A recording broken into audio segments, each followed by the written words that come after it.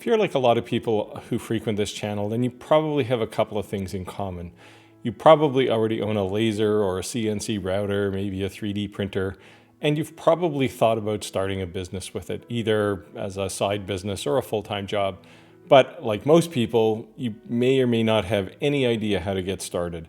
And since I've done this a few times and I've answered quite a few messages around the subject, I thought it would be a good opportunity to put making things aside for one video and focus more on how to get a business going. And it's something I've done 2 or 3 times and had some pretty good success, and I'm happy to share things I know about getting a small business up and running.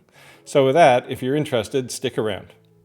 How's it going, everybody? I'm Steve and I make everything, and welcome back to the channel, where together we focus on making your world with modern workshop technologies. And as I mentioned, a lot of people have reached out to me either in email, sometimes they even phone me if I happen to know them, and they ask me a fairly common question. Now that you have a laser or a CNC router or some suitable equipment, how do you get a business going? A lot of people want to make this happen, and it can be intimidating, but it honestly shouldn't be that much of a challenge. Getting things going should be pretty easy. Keeping things going is where it gets hard. So I thought it would be good to look at the top 5 things you need to know as you're getting your business started and running successfully. So with that, let's get going. So the first step in getting your business up and running is to find your motivation. And that boils down to 3 things. You need to find your goal or goals. You need to create a mission for yourself, and you need to create a brand. Now, on the goal side, you need to decide, first of all, how your business is going to work. Is it going to be a part-time side hustle? Is it going to be a full-time job? Or, is it something that you're going to adopt because you can and you're working towards early retirement? Like, there could be a number of reasons. On the mission side, first, you need to answer some questions. And the first one is, what does your business stand for? So that really boils down to, your purpose, right? Why you need to be in business in the first place. And along with that, you need to understand how your business is going to make money. Obviously, you're not going to do this for charity. So you want to build things and sell them and show some profit so that you can live comfortably. And the third thing on the mission side, and this is probably the most important part, is you need to understand how you're different. If you look in the landscape out there, you have a laser, I have a laser, hundreds of people have them, and we all can't be the same. So if you're going to succeed in business, you need to find your hook. You need to find something that makes you significantly different, better than everybody else. And that may mean you niche down. It may mean you scale up in some huge way. Anyway, you have to think about that. On the brand, the thing you have to understand about brand is the brand is the lens that everything you do is seen through. And that includes both how you handle yourself as well as your products, as well as just, customer feedback. All of that ties into your brand. And the way you get that going is, since you and your brand are the same thing, you obviously have to make sure that your perception to the world is a good one. But then you need to find a name. Right, and that name could be just your name, Bob Smith engraving, or it could be a more interesting name, we'll say. And not that there's anything wrong with Bob Smith, but you may want to brand yourself in a kind of corporate way. So my company, for example, and I mentioned it in a previous video, is Slice Pie Design. And that transcends me a bit, but I'm still kind of the main center of that. And finally, you need to find a logo. And you can go hire someone on Fiverr to create one for you for $10 or whatever. You can create your own, but your logo is the recognition that your company has around. So everything you make should have your logo on it. Every time you send communication, you should have something in your signature, in your emails, that sort of thing. So anyway, that's the motivation piece. And you really need to get that under control before you can proceed. So keep that in mind. So step 2 in this process of getting your business up and running is you need to create a business plan. And there's kind of 3 or 4 facets to that. The first one is you need to take all of those things you did in step 1, so your goals, your mission, to some degree your brand, And you need to codify that into words and put it into a document. And there's kind of two reasons for that. The first one is it always keeps you on track. So if you get off the rails someday, you go, what am I for? What is my business for? You can go back and read that document and get yourself back on track. The second thing you need that for is you may actually need to go to a bank and ask for money. And the first thing they're going to ask you is, what's your business plan? So show me, what your business is for. So keep that in mind. The next thing you need to do there is define your sales model. And again, if you're looking for money, that's important because whoever lends you money is going to want to know that you're going to show some kind of profit so that you'll have some ability to pay them back. And that sales model in the engraving laser business could be kind of two things. It could be a services business where people come to you and say, hey, I need a cutting board engraved for someone in my family's getting married. Or it could be a volume business where you ship 1,000 coasters a month. And really, which of those you choose is up to you. In my current business, I lean towards the former, so mostly services, but I am now kind of transitioning into volume. So you can do both. You don't have to choose one or the other. It's not an either or, but focus, I'd say start on one and focus on that and then migrate to the other one as you go. The next thing you need to do as part of your business plan is identify your competitors. And if you think you're unique, well, the bad news is you're not. So you have to understand who else is doing the same business you're doing. This leads you to a natural understanding of, how you can be better. So, there could be 1,000 people in your area doing cutting boards. Or if you're on Etsy, there will definitely be tens of thousands of people doing cutting boards. You have to understand how you can be better. And there's only two ways. You could be better on price or better on the kind of creative side where you do things that other people don't. So, that's kind of what your, identifying your competitors are. And always keep that, close at hand so you understand who you're competing against. And fourth and finally, on the business plan side, you need to determine what your budget is. Initially, you're going to set up a company and you're going to put some money in there, and that's your seed money. And only you can determine how much money that is. It could be $1,000, it could be $100,000. It's really up to you. But that's the budget you have to work with, and you need to stick to that. If you go past that, then you're clearly headed towards bankruptcy. So you have to understand what that budget is so you can manage that situation. Anyway, this is kind of that business plan section. I've trivialized this to a very, very simple mechanic, but a business plan can actually be quite complex. And it doesn't have to be for a laser business because it is pretty straightforward what you're going to do, but you really do need to understand how your spend is, how much money you have, how you're going to make profit. Okay, so you're now motivated, you have a business plan put together. The next thing you need to do is start spending money. And that's in the form of buying equipment and materials in the case of a laser business. The good news is in the laser business, there's only a couple of tools you need. The bad news is they're all high ticket items. So you have to kind of budget carefully. And this is why that budget in the last step was so important. First thing you're going to need is a computer. And that could be a desktop computer, depending on how your environment's set up, or it could be a laptop. You're going to use this computer for a number of things in your business. One is your books, your management of your business itself, keeping track of money, sales, that sort of thing, your customers. But you're also going to use this as your creative tool as well. So you're going to have, some drawing program on there that you use to create your images that you then send to your laser. And you may also, as a kind of third purpose for your computer, you may also have to plug your computer into your laser to get your laser to do what you need it to do. So get yourself a good laptop or desktop. I use a laptop because my office and my workshop are in two different places, so I pick up and go quite often.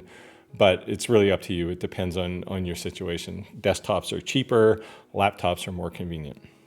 The next thing you need is a laser, of course. And all I can tell you about the laser is buy the best laser you can for the budget you have. And if you have $1,000 in your seed budget, then you're not going to buy $1,000 laser because that'll kill you for everything else. Go buy an Ortour, and I did a review of some of these things in a previous video, buying your first laser. And buy the best one you can for whatever budget you have for your laser. And for me, I could have easily bought a laser that was way more expensive than a Muse 3D, but I looked at the needs for my business, and when I was upgrading from a low-end laser to my Muse 3D, it made the most sense. It was the right budget for the right amount of functionality. And, I may upgrade later, and keep that in mind. No matter what you buy for a computer or a laser, if you're successful the way you think you're going to be, you can always upgrade. You can sell what you have and buy new stuff, or buy a second laser, or whatever. The last thing you need to do is buy some materials. Now, there's two kinds of materials you can buy, and I certainly have these in my shop as well. You can buy really cheap materials for prototyping. So, go to Amazon or eBay or wherever you can find the cheapest material and use that for yourself, but never ever put that in the hands of your customer. For customers, anything a customer is going to touch, if your business objective is to be the best, then use the best material. And yeah, it's going to cost you money. And every time you waste a piece of it, you're going to feel really bad. But customers will feel the difference. So, go buy the best material you can. And for kind of customer grade material, I usually go to typical high-end places like Trotec or, Trotec's material store, or some of the other stores that you can see. There's some good ones on Amazon too. I don't want to diss Amazon or even eBay, but be very careful about what you buy, and always buy the best for customers.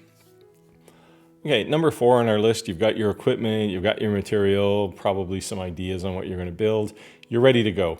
Now you need some kind of presence on the web, and you're going to start with a dedicated email address. And that doesn't mean you have to go register a domain or any of that kind of thing.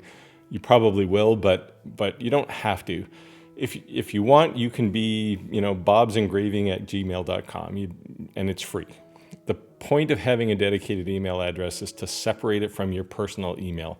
And that really creates this nice, real barrier between your personal life and your work life. And you do want to keep those things separate.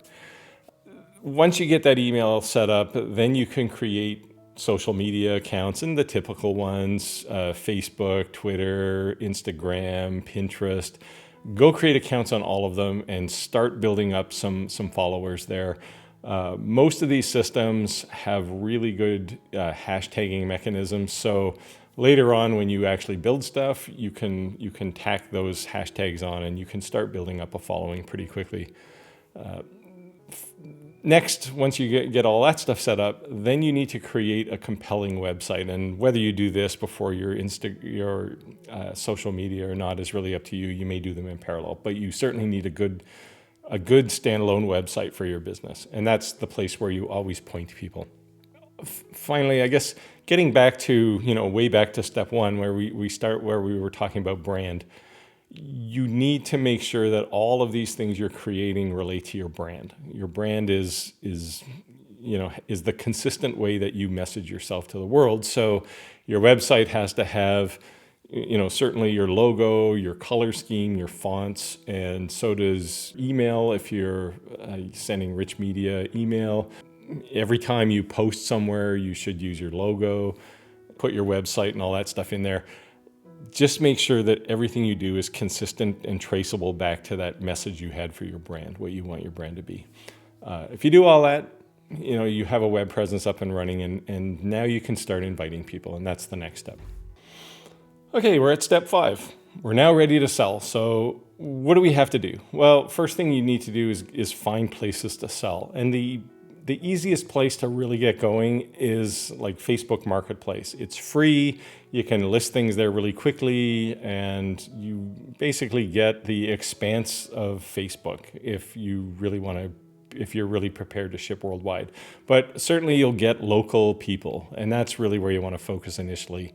And get going there. Now, the downside of Facebook Marketplace is it's got that real kind of tinny feel to it. It's not polished. It's, you're selling your stuff with your brand new cutting board, and the next ad could be somebody selling a used boat. Like, it's not the best place to sell. So, but it is a good place to get going and kind of test your sales model and make sure that things work. But it is one of these places where you may want to start, but you don't want to be there very long. The next thing you want to do is start spending some money for sales and set up an Etsy store, set up a Shopify shop, a Facebook business page.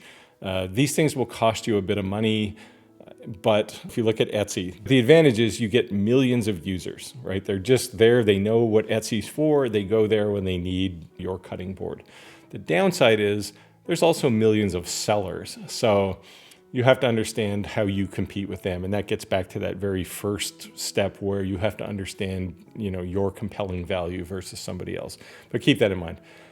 Next, you have to start spreading the word. So you got your stores up and running, and now you need to let people know. And there's a couple ways to do that. Obviously, you can start using Instagram and these other sites that have hashtags. And you can say, here's my new coasters, hashtag coaster, hashtag cork, hashtag whatever, engraving, laser, whatever. So once you start doing that, people listening to those tags will start to recognize you.